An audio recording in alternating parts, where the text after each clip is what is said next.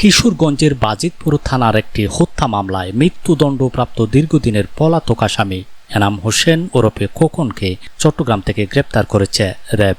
শুক্রবার ৬ জুন রাতে র্যাব ৭ চট্টগ্রাম ও র্যাব ১১ নারায়ণগঞ্জের যৌথ অভিযানে চট্টগ্রাম মহানগরীর পাহাড়তলী থানার দক্ষিণ কাট্টলী এলাকা থেকে তাকে গ্রেপ্তার করা হয়।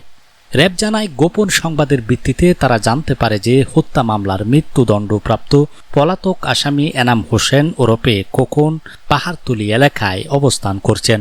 তথ্যের ভিত্তিতে অভিযান চালিয়ে তাকে আটক করা হয়। গ্রেপ্তারকৃত এনাম হোসেন কিশোরগঞ্জ জেলার বাজিতপুর উপজেলার আটিপাড়া এলাকার আক্তার উদ্দিনের ছেলে।